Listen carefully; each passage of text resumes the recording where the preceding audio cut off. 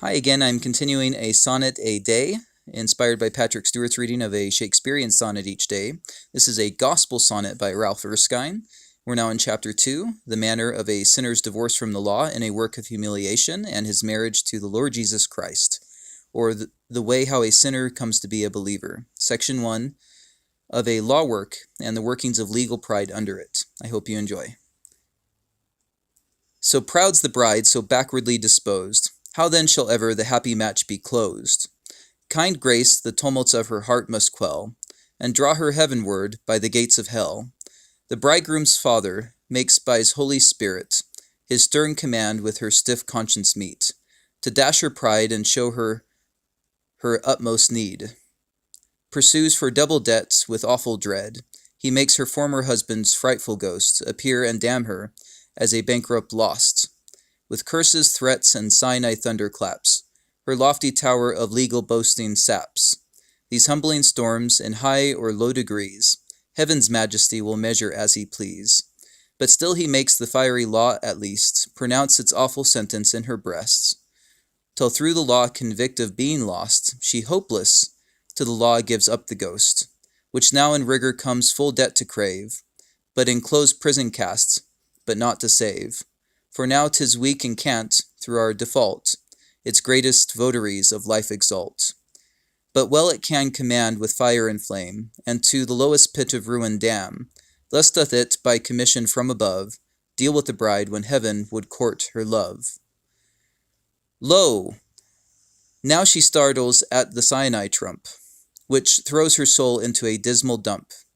Conscious another husband she must have, else die forever in destruction's grave. While in conviction's jail she's thus enclosed, glad news are heard, the royal mates proposed.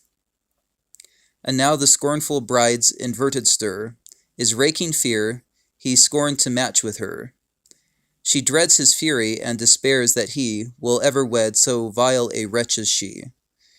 And here the legal humor stirs again, to her prodigious loss and grievous pain, for when the prince presents himself to be her husband, then she deems, is not he too fair a match for such a filthy bride?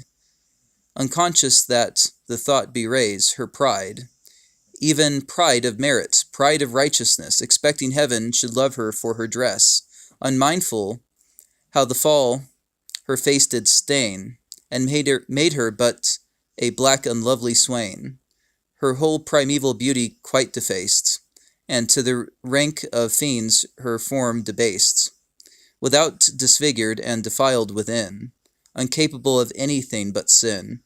Heaven courts not any for their comely face, but for the glorious praise of sovereign grace, else never had courted one of Adam's race, which all as children of corruption be, heirs rightful of immortal misery.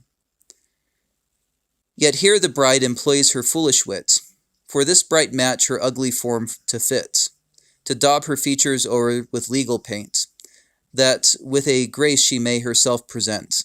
Hopeful the prince with credit might her wed, if once some comely qualities she had. In humble pride her haughty spirit flags, she cannot think of coming all in rags. Were she a humble, faithful penitent, she deems he'd then contract with full content. Base valet thinks she'd be a match for him, did she but deck herself in handsome trim. Foolish thought, in legal deeps that plod. Sorry notions of a sovereign God. Will God expose his glorious Son, for our vile baggage to be sold and won? Should sinful modesty the match decline, until its garb be brisk and superfine? Alas, when should we see the marriage day? The happy bargain must flee up for aye. Presumptuous souls, in surly modesty, half saviors of themselves would fondly be.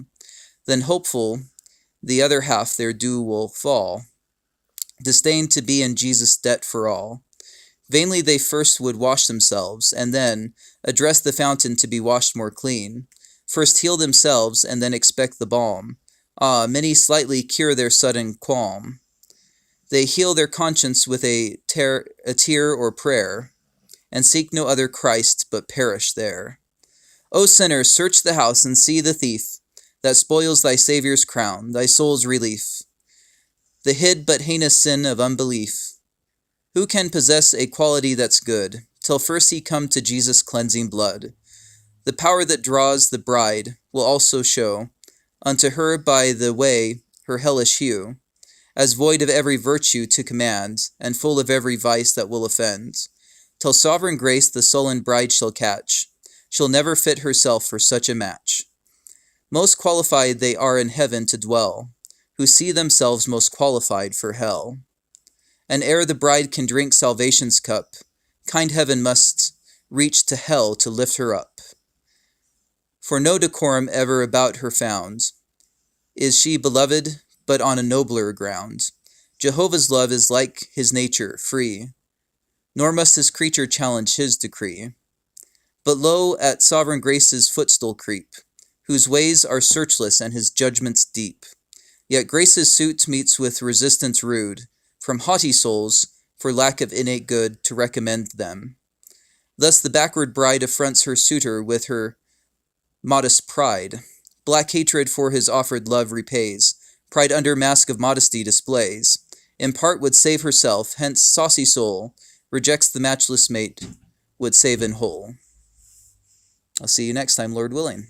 Thank you for listening.